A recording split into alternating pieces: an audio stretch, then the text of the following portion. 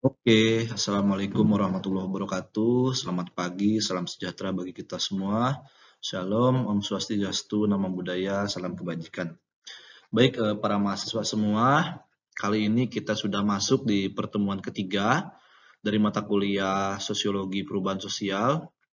Dan pada pagi ini kita akan membahas tentang materi yang cukup menarik, yaitu tentang globalisasi. Jadi, nanti kita akan belajar bagaimana sih ruang lingkupnya, kemudian faktor-faktor penyebabnya, lalu permasalahan dan tantangan-tantangan yang ada dari pengaruh globalisasi ini. Nah, pada pagi ini sebelum kita memulai pembelajaran, mari kita berdoa terlebih dahulu sesuai agama dan kepercayaan masing-masing. Berdoa dimulai.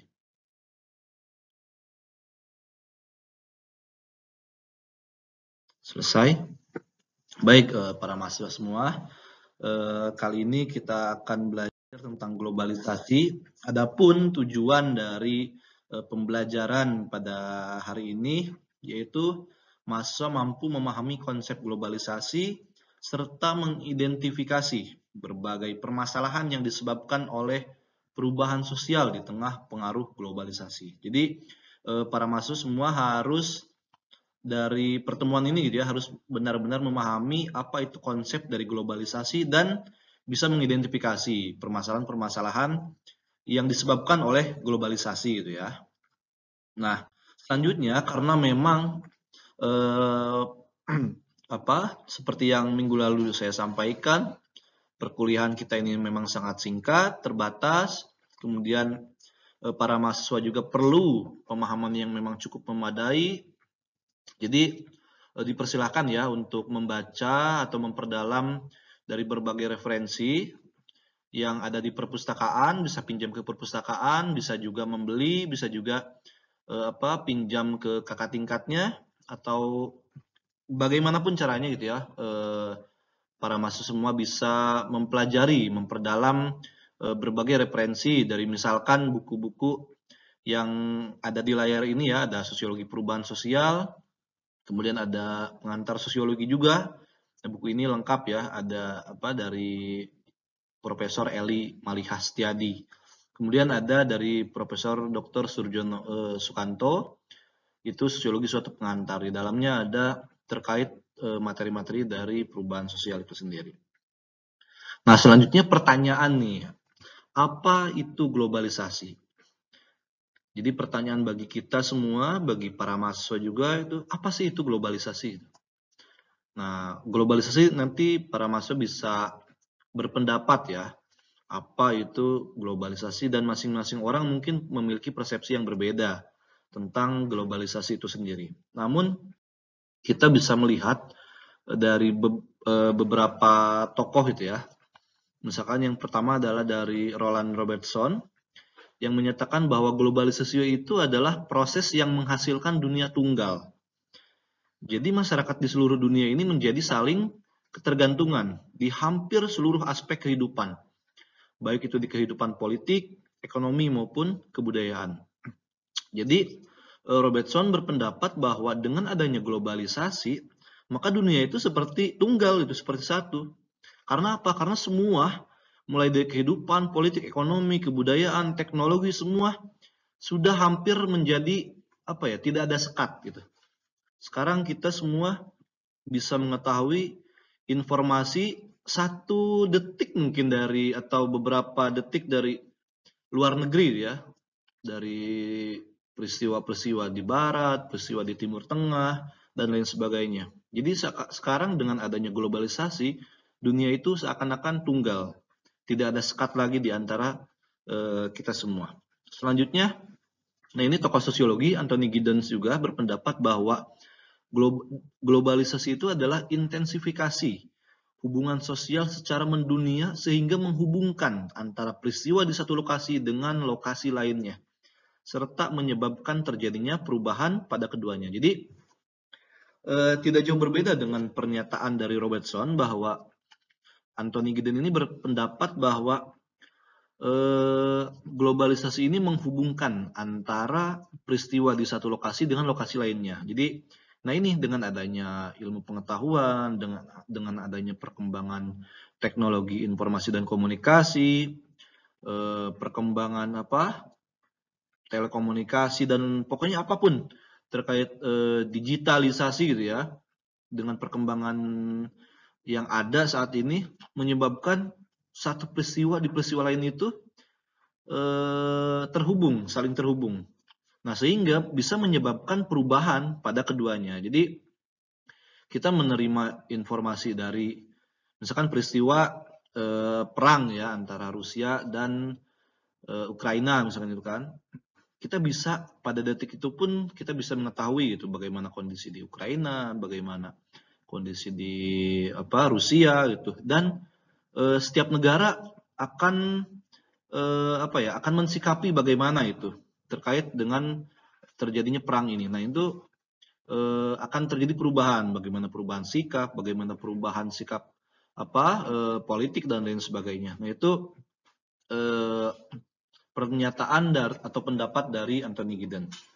Selanjutnya adalah pernyataan dari Selo Sumarjan gitu ya. Jadi Pak Selo Sumarjan ini berpendapat bahwa globalisasi ini adalah proses terbentuknya sistem organisasi dan komunikasi antar masyarakat di seluruh dunia. Jadi pada intinya semua berpendapat bahwa globalisasi itu adalah terbentuknya satu kesatuan.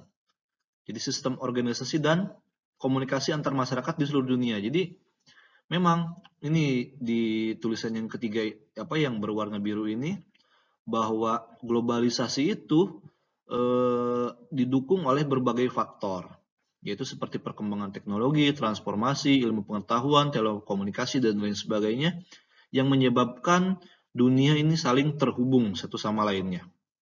Jadi itu intinya ya, dari ketiga pendapat para pakar gitu ya, kita bisa mengambil benang merah bahwa dengan adanya globalisasi itu terbentuk sebuah sistem organisasi dan komunikasi yang menghubungkan peristiwa yang satu dan lainnya seakan-akan dunia itu menjadi dunia yang tunggal, tidak ada sekat di antara semua negara. Nah, selanjutnya kita lihat perkembangan dunia saat ini. Pertama adalah tentang kemajuan teknologi dan ekonomi digital. Dengan berubahnya saat ini ya, dengan adanya kemajuan teknologi dan ekonomi digital, ternyata berdampak pada berubahnya peradaban masyarakat. Kemudian kebudayaan juga, termasuk sosial ekonomi di era revolusi industri 4.0. Ini yang sekarang terus gitu ya menjadi arus utama pembahasan baik di kalangan akademisi maupun kalangan pemerintahan, bahwa kita sekarang masuk era revolusi industri 4.0 atau 4.0 yang menyebabkan apa? Menyebabkan adanya inovasi disruptif. Apa itu inovasi disruptif? Inovasi disruptif itu adalah adanya inovasi tetapi mengganggu kondisi yang saat ini ada itu. Misalkan dengan adanya revolusi industri, dengan adanya inovasi teknologi itu, yang tadinya misalkan contoh Gojek saja gitu ya, dengan adanya Gojek, Grab, Maxim dan lain sebagainya itu ya, itu adalah sebuah inovasi memudahkan masyarakat untuk misalkan memesan makanan, naik ojek dan lain sebagainya itu kan. Tetapi dengan adanya inovasi tersebut ternyata mengganggu kondisi yang ada. Misalkan pangkalan-pangkalan ojek yang mereka tidak punya aplikasi itu, mereka terganggu juga. Makanya dulu banyak sekali konflik. Kemudian di kota-kota besar misalkan adanya tol. Dulu di setiap tol itu ada petugas tol ya yang memang untuk menarik uang gitu ya dari setiap pengendara. Namun sekarang ini itu rasanya sudah tidak ada itu ya. Paling petugas tol yang memang bertugas jika ada e-tolnya yang kosong gitu ya. Jadi kartu elektronik tol itu gitu ya. Sekarang harus sudah diisi dan hampir semua tidak ada orang lagi, tapi semua berbasis mesin gitu ya. Akhirnya mengakibatkan banyak sekali pekerja-pekerja tol yang PHK, termasuk di industri juga banyak sekali yang PHK karena semua tergantikan dengan mesin. Nah, ini beberapa contoh gitu ya, mulai dari sekarang, misalkan tukang pos. Dulu itu kan ada tukang pos ya di kantor pos, sekarang sudah email, berbasis email, sekarang tinggal kirim WA dan lain sebagainya. Jadi itu menyebabkan banyak sekali inovasi itu baik, tapi ternyata destruktif juga. Destruktif itu adalah mengganggu kondisi yang ada, sehingga menyebabkan perubahan di sana itu. Nah, kemudian munculnya jenis pekerjaan baru. Nah, ini kan dengan adanya inovasi ini, kemajuan teknologi, muncul pekerjaan-pekerjaan baru. Misalkan jadi YouTuber, kan sekarang menghasilkan gitu kan. Kemudian data scientist, kemudian ahli teknologi itu ya, editor. Sekarang kan banyak sekali editor-editor video, editor apapun gitu ya. Bahkan jasa sosial media, jasa endorse dan lain sebagainya itu memang sangat menghasilkan, sehingga muncul pekerjaan baru. Kemudian tumbuhnya e-commerce dan cashless society. Jadi e-commerce ini adalah kita sekarang belanja itu, kalau dulu gitu ya bawa uang banyak ya kan. Kalau sekarang kan tinggal membawa satu kartu saja. Bahkan dengan handphone gitu ya, dengan kita menggunakan satu handphone saja gitu ya, kita bisa belanja apapun. Sekarang kan bisa menggunakan transfer atau bisa menggunakan ATM dan lain sebagainya, tinggal dikasihkan saja gitu ya ke kasir. Sekarang sudah intinya masyarakat sudah tidak menggunakan uang lagi gitu kan sekarang, sehingga terjadi kemudahan di berbagai aspek kehidupan. Dan ya ini menyebabkan cashless society. Jadi masyarakat itu ya cashless, itu tidak membawa uang banyak. Itu kalau mau belanja dulu tuh bawa uang segepok misalkan ya, di hari lebaran bawa mengajak saudara-saudara. Sekarang kan tinggal membawa satu kartu saja. Nah, kemudian yang kedua, dengan adanya kemarin lah pandemi COVID-19 dan era new normal, ternyata mengakibatkan pembatasan sosial dan memaksa aktivitas dilakukan secara daring di berbagai aspek kehidupan. Jadi Bapak Ibu sekalian, para mahasiswa, semua kemarin itu ternyata sudah aktivitasnya sudah secara daring diwajibkan, termasuk pendidikan gitu ya, belajar pun secara daring, rapat-rapat semua secara daring. Nah, sehingga menyebabkan kebijakan belajar di rumah, kemudian rapat online, kurikulum pembelajaran pun berubah, adanya protokol kesehatan dan lain sebagainya. Sehingga inilah perkembangan-perkembangan dari virus tersebut, kan adanya misalkan dari Tiongkok gitu ya, virus tersebut adanya dari Tiongkok gitu. Nah, selanjutnya terkait generasi milenial di abad kreatif ini itu. Nah, kita semua paham bahwa dengan adanya abad kreatif ini saat ini gitu ya, maka kebutuhan informasi, pengetahuan, kreativitas, inovasi, dan jejaring itu sebagai sumber daya yang strategis bagi kita semua. Jadi mahasiswa semua harus setiap hari itu ada kebutuhan tentang informasi, membaca berita lah. Dengan membaca berita akan banyak sekali pengetahuan-pengetahuan, misalkan membaca koran, kemudian lebih kreatif lagi, banyak inovasi, dan juga membangun jejaring. Karena jejaring ini faktor yang sangat penting di era saat ini. Tanpa jejaring sulit sekali kita mencapai harapan-harapan yang ingin kita capai itu ya. Maka jejaring ini sangat penting. Nah, kemudian di sini mengakibatkan adanya generasi milenial ini ya di abad kreatif ini semua kecanduan dengan internet ya. Jadi digital native yang sekarang anak-anak sendiri sudah menggunakan HP gitu kan, dan juga semua akhirnya hidup di era media sosial. Apa-apa semua di-update, apa-apa semua di-upload di sosial medianya masing-masing. Nah, sekarang kita lihat nih kondisi generasi sekarang dari zaman now gitu, kalau mungkin kemarin sering ada sebutan generasi zaman now itu ya, semua hampir kecanduan gadget. Dari mulai siswa, mahasiswa, anak-anak, kemudian ya termasuk kita semua dosen, mahasiswa, pokoknya semua sekarang sudah kecanduan dengan gadget. Bahkan para pejabat, anggota DPR, semua ketika rapat semua pada main HP itu. Nah, ini generasi saat ini adalah generasi memang yang hampir semua kecanduan dengan gadget, dengan HP atau gawai gitu ya. Nah, selanjutnya adalah terkait dengan fenomena yang mendefinisikan globalisasi. Pertama adalah revolusi, perubahan revolusioner ya dalam bidang teknologi, seperti yang tadi saya sampaikan, banyak sekali perubahan-perubahan dalam bidang teknologi, bahkan HP saja satu hari itu bisa dalam 1 tahun itu perkembangannya bisa sangat cepat sekali, makanya banyak sekali ya mungkin di antara masuk semua yang cepat berganti HP gitu ya, termasuk dosen dan lain sebagainya. Yang kedua adalah aktivitas ekonomi lintas negara. Semua akan saling ketergantungan antara negara berkembang, negara maju dan lain sebagainya. Ada yang memiliki kekayaan di bidang sumber daya alam, kekayaan SDM-nya dan lain sebagainya. Itu banyak sekali.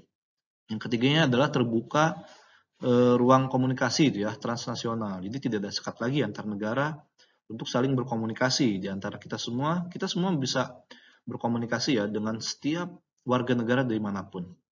Dan yang terakhir adalah perubahan ideologi itu ya. Jadi kosmopolitan, seakan-akan tidak ada lagi ideologi yang memang ya akhirnya samar-samar itu karena semua dari globalisasi ini seakan menjadi sama gitu ya.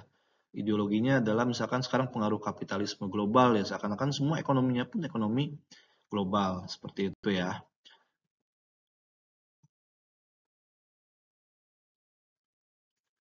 Banyak sekali gitu ya kecanduan terkait teknologi informasi dan komunikasi. Nah, selanjutnya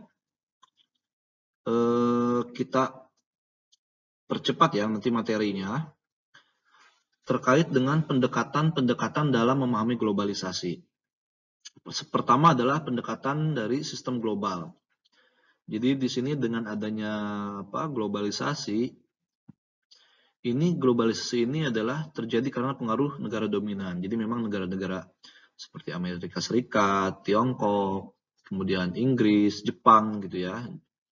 Ini kalau kita lihat pengaruh globalisasi ini dari negara-negara dominan ini gitu ya. Jadi memang banyak sekali perubahan-perubahan gitu ya yang disebabkan oleh negara-negara dominan. Yang kedua adalah pendekatan budaya global. Jadi globalisasi terjadi karena arus kebudayaan populer melalui media. Kemarin contoh lah misalkan budaya K-pop gitu ya, Korea itu kan. Sekarang sudah semakin mendunia, bahkan di Indonesia itu para K-popers gitu ya, jadi pecinta film Korea atau musik Korea itu sudah banyak sekali itu. Sehingga dari mulai stylenya, mulai perilakunya sudah seakan-akan mengikuti gaya mereka ya. Kemudian yang ketiga adalah masyarakat dan politik global. Jadi globalisasi ini terjadi berkat dominasi kekuasaan politik global itu ya. Dari mulai PBB dan lain sebagainya. Yang terakhir adalah kapitalisme global. Ini tentu gitu ya. Kita lihat gambarnya ya, hampir semua negara itu didominasi oleh produk-produk dari kapitalisme global ya. Mulai dari Samsung, HP, kemudian Coca-Cola dan lain sebagainya. Nah, selanjutnya kita lihat ya ruang lingkup dan faktor penyebab dari globalisasi itu sendiri. Nah, nanti di kelas kita bagi kelompok, ada 6 kelompok ya. Kita nanti silakan ketua kelas untuk membagi kelompok. 6 kelompok saja. Jadi yang pertama, gambar pertama ini gitu ya, analisis gitu ya, apa kaitannya dengan materi globalisasi. Jadi gambar pertama, kelompok pertama, gambarnya seperti ini. Tolong kalian analisis dan kaitkan dengan materi globalisasi. Apa makna dari gambar ini? Yang termasuk gambar yang kedua, gambar yang ketiga, kemudian gambar yang keempat, gambar yang kelima, dan keenam. Silakan semua kaitkan dengan gambar ini dan apa kaitannya dengan globalisasi. Oke ya. Nah, selanjutnya ruang lingkup globalisasi. Pertama adalah globalisasi ekonomi. Jadi memang sekarang ini terbentuknya korporasi lintas negara dan perdagangan bebas ya. Kita lihatlah, mungkin hampir di antara kita semua menggunakan produk-produk Unilever gitu ya.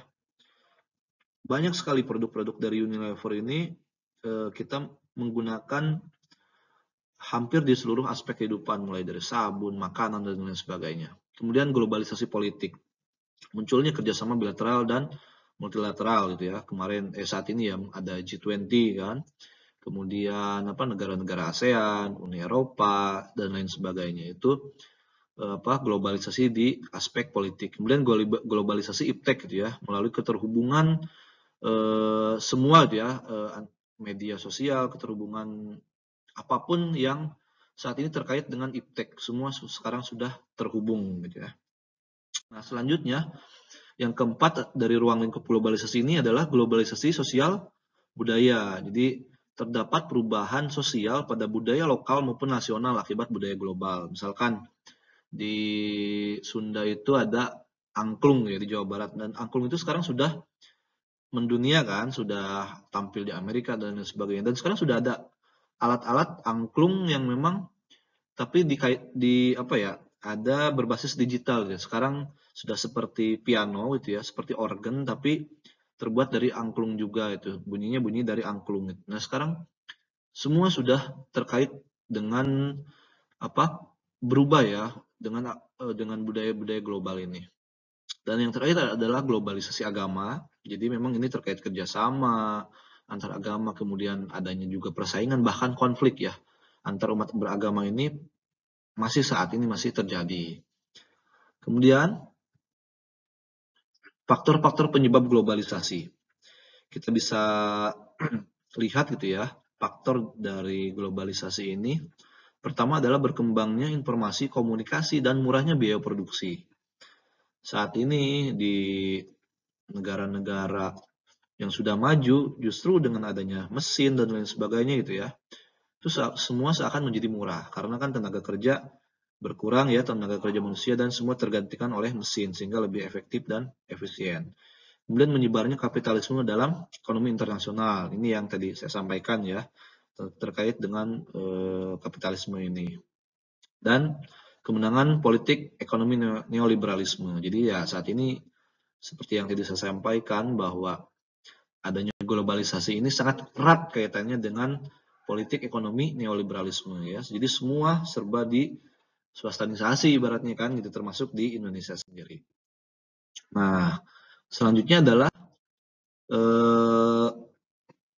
terkait permasalahan ya, permasalahan dari globalisasi ini, permasalahan sosial ya. Pertama adalah pembangunan bersifat ekonomi. Jadi kita lihat ya terjadi ketimpangan kan, kemudian rusaknya tatanan lokal dan nasional. Jadi lihat generasi-generasi yang saat ini gitu ya, mabuk-mabukan dan lain sebagainya karena mungkin budaya gitu ya. Kemudian rusaknya alam, bahasa, budaya, dan ya karena globalisasi. Kemudian yang terakhir adalah dominasi ekonomi oleh para pemilik modal ya, terkait juga dengan kapitalisme. Nah, selanjutnya tantangan dari globalisasi ini misalkan pertama yang terkait dengan tumbuhnya sikap individualistik. Jadi saat ini sekarang apalagi di kota-kota besar gitu ya, sudah hilang sifat-sifat gotong royong, semangat kolektif kepada masyarakat itu kan, bahkan semua semakin individualistik. Ada satu kejadian bahkan tetangga sendiri yang meninggal pun tidak tahu gitu, karena saking rumahnya ya disekat gitu ya, semua tembok besar, pagar besar dan lain sebagainya. Nah, selanjutnya adalah pudarnya apresiasi pada budaya bangsa. Jadi sekarang ya kita lebih mengapresiasi pada artis, itu kan bintang-bintang film dan segala hal yang memang terkait dari luar itu ya, yang berhubungan dari luar negeri itu seakan-akan kita tuh sangat bangga itu ya, padahal itu menyebabkan semakin pudarnya apresiasi kita terhadap budaya bangsa Indonesia. Dan terkait dengan pandangan kritis terhadap ideologi. Nah, ini kita sering membanding-bandingkan ideologi negara dan lain sebagainya. Nah, tantangan globalisasi yang lain yang keempat adalah diversifikasi masyarakat. Jadi adanya kelompok yang terus bersaing untuk mencapai taraf hidup global. Ini akhirnya ya dengan adanya globalisasi semua ya semakin bersaing gitu ya. Persaingan itu terus ada dengan adanya globalisasi ini.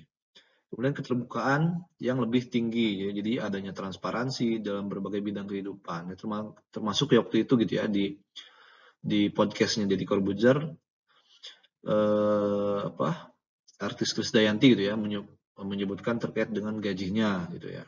Ini kan transparansi dan semua orang ternyata jadi viral kan, bisa tahu informasi hal tersebut. Dan Yang keenam adalah tuntutan kemampuan bersaing gitu ya. Jadi dengan adanya globalisasi kita semua persaingan gitu ya untuk maju itu semakin terbuka. Bahkan kita dengan perusahaan-perusahaan besar pun ya bisa bersaing kalau memang kita menggunakan teknologi itu dengan sebaik-baiknya. Nah, kesimpulannya adalah bahwa globalisasi ini adalah proses mendunianya suatu hal sehingga batas antara negara menjadi hilang. Jadi globalisasi ini didukung juga oleh berbagai faktor itu ya, seperti yang tadi saya sampaikan, perkembangan teknologi, transportasi, kemudian ilmu pengetahuan, telekomunikasi, dan sebagainya yang kemudian berpengaruh pada perubahan berbagai aspek kehidupan dalam masyarakat. Nah, itu kesimpulan untuk pertemuan hari ini. Nanti ada tugas ya. Jadi tugas pertama itu adalah, ini tugas kelompok. Jadi kasus pertama ini adalah terkait Dewan menyepakati pembangunan akses jalan dari desa adat ke daerah perkotaan. Alasannya adalah desa adat akan menjadi lokasi pariwisata yang maju, membuka lapangan pekerjaan dan meningkatkan pendapatan warga adat. Namun resikonya harus ada lahan hijau yang dibuka dan rusak. Jadi ini menyebabkan hilangnya pekerjaan petani dan ekosistem yang terganggu. Jadi silakan diskusikan tentang kasus yang pertama ini dan kaitkan dengan materi globalisasi. Kasus yang kedua,